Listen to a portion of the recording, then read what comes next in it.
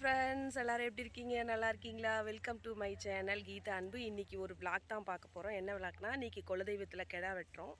அப்புறம் எங்கள் தோட்டம், இதுதான் எங்கள் தோட்டத்தில் நிறைய அவரைக்கொட்டை போட்டிருக்கோம். அதெல்லாம் பறிக்க போகிறோம். வாங்க வீடியோக்கெலாம் போகலாம். ஹாவியாக நைஸ் டே. பாருங்கள், அதுதான் எங்கள் குலதெய்வம். இந்த குலதெய்வம் வந்து என்னோடய ஹஸ்பண்ட் வந்து கட்டினார். அவர் ஸ்டெப் எடுத்து கட்டினார். இந்த குலதெய்வம் கோயிலை பற்றி இன்றைக்கி பார்க்க போகிறோம். வாங்க வீடியோக்குள்ளே போகலாம்.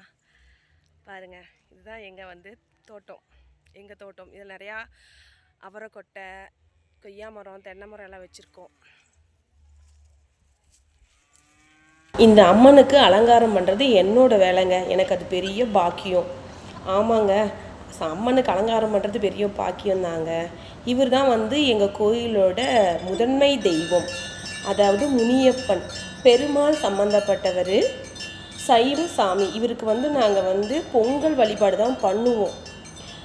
இவர் வந்து சைவ முறைப்படி தான் இவரை நாங்கள் வழிபடுவோம். இந்த கோயில் வந்து 4-5 வருஷத்துக்கு முன்னாடி, இது வந்து பங்காளி கோயிலுங்க, 4-5 வருஷத்துக்கு முன்னாடி ரொம்ப சிதலமடைஞ்சு கிடந்தது.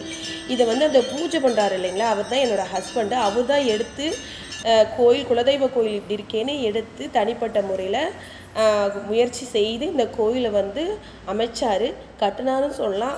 கோயில் கட்டினது எங்களுக்கு பாக்கியம். எந்த ஜென்மத்தில் நாங்கள் செஞ்ச புண்ணியமோ தெரியல, எங்களுக்கு இந்த ஜென்மத்தில் இப்படி ஒரு பெரிய பாக்கியம் கிடச்சிருக்கு. இந்த கோயில் வந்து மாதம் அமாவாசை கண்டா தவறாமல் பூஜை பண்ணுவோம். அப்போ வந்து எல்லா பங்காளிகளும் வந்து பொங்கல் வச்சு வழிபடுவாங்க. ரொம்ப வந்து சக்தி வாய்ந்த தெய்வம். வேண்டுன வரத்தை அப்படியே கொடுத்துடுவாங்க. இந்த அம்மன் தான் முன்னாடி இருக்கிறாங்க. இவங்களுக்கும் நாங்கள் வந்து வேண்டுன வரம் கொடுக்குற அம்மன். பக்கத்தில் வந்து முனியப்பன் இருப்பார். இவருக்கு வந்து அசைவ முறைப்படி கெடா வெட்டி நாங்கள் வந்து கும்பிடுவோம். இவருக்கு வந்து பாருங்கள், குவாட்ரு, மிக்சரு எல்லாம் அந்த முறைப்படியில் நாங்கள் வந்து கெடா வெட்டி கும்பிடுவோம்.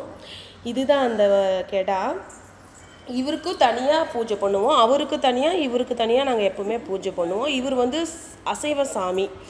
இவருக்கு தான் வேண்டுதல் வைக்கிறா இல்லைங்களா, தான் குடும்பத்தில் வேண்டுதல் நிறைய வைப்பாங்களா, அவங்களுக்கு கெடா வழிபாடு பண்ணுவாங்க. இவருக்கு வந்து நாங்கள் வந்து எல்லாம் அவருக்கு என்னவோ, நம்ம கெடா வழிபடுற முறைகள் என்னவோ அதுபடி நாங்கள் சாமி கும்பிடுவோம். இதுதான் கோயிலோட வெளி தோற்றம். இது எங்கள் பக்கத்தில் இருக்கிற எங்கள் காடு. இந்த காட்டில் நாங்கள் இப்போ தான் தென்னை மரம், தேக்கு மரம், கொய்யா மரம், மாதுளை மரம், மாமரம் எல்லாம் வச்சிட்ருக்கேங்க. கொஞ்சம் நல்லா வந்துட்டுருக்கு. மாதம் ஆனால் அமாவாசை அன்னைக்கு வர்ற பெண்கள் வந்து ஏதோ ஒரு பெண்கள் வந்து வீட்டிலேருந்து பிரசாதம் செஞ்சு எடுத்துகிட்டு வந்துடுவாங்க. எடுத்துகிட்டு வந்து எல்லா பக்தர்களுக்கும் கொடுப்பாங்க. எல்லாருமே வாங்கி கோயிலே உட்காந்து சாப்பிட்டுட்டு நாங்கள் கிளம்புவோம். இது எங்கள் பக்கத்தில் இருக்கிற காட்டில் அவரைக்கொட்டை போட்டிருந்தாங்க. அவரைக்கொட்டை சரி, எல்லா வேலையும் முடிஞ்சாச்சு, வழிபாடு எல்லாமே முடிஞ்சாச்சு. சரி, வீட்டுக்கு கொஞ்சம் அவரைக்கொட்டை எடுத்துகிட்டு போகலாம் அப்படின்னு சொல்லிட்டு எங்கள் காட்டில் நான் இறங்கி பறிச்சிட்டு இருந்தேன். அப்போ வந்து என் கண்ணில் வந்து ஒரு காய் தென்பட்டுது. இந்த காய் என்னென்னா, இதுதான் ஒரிஜினல் வெண்டைக்காய், அதாவது மருத்துவம் குணம் வாய்ந்த ஒரிஜினல் வெண்டைக்காய். இதே பசங்கிட்ட சொன்னால் அவங்க நம்பவே இல்லை. அப்படின்னு வாங்கடா பக்கத்தில் காமிக்கிற அப்படின்னு கூட்டிகிட்டு போய் இந்த காயை பற்றி சொல்லிகிட்டு இருந்தேன். இதுதான் உண்மையான ஒரிஜினல் வெண்டைக்காய். அந்த செடியை காமிக்கிறேன் பாருங்கள். பாருங்கள், இப்படி தான் இருக்கும், குட்டி குட்டியாக இருக்கும். இது வந்து ரொம்ப மருத்துவ குணம் வாய்ந்ததுன்னு சொல்லுவாங்க. நீங்கள் வேணால் சர்ச் பண்ணி பாருங்கள். இதுதான் ஒரிஜினல் நாட்டு வெண்டைக்காய்.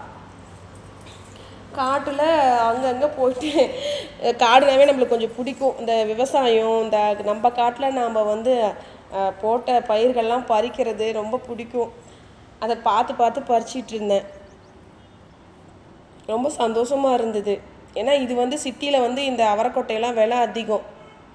1 கிலோ 80-100 வரைக்கும் விற்கும். அது நம்ம காட்டிலே கிடைக்கிறது ரொம்ப சந்தோஷம் இல்லைங்களா, அதனால பார்த்து பறிச்சிட்டு இருந்தேன். இதுதான் வந்து என்னோட கணவரோட உழைப்பில் வாங்கின காடு. அவர் வந்து சொந்த சம்பாத்தியத்தில் காடு வாங்கி ஒரு கோயில் கட்டி ரொம்ப வந்து பிரமாதமாக அந்த கோயிலை வந்து நடத்திக்கிட்டு வராருங்க. ஆமாங்க, ஒரு கோயில் கட்டுறது எவ்வளோ பெரிய விஷயம். இந்த வீடியோ பிடிச்சிருந்தா லைக் பண்ணுங்கள், சப்போர்ட் பண்ணுங்கள், கமெண்ட் பண்ணுங்கள், மறக்காமல் சப்ஸ்கிரைப் பண்ணுங்கள்.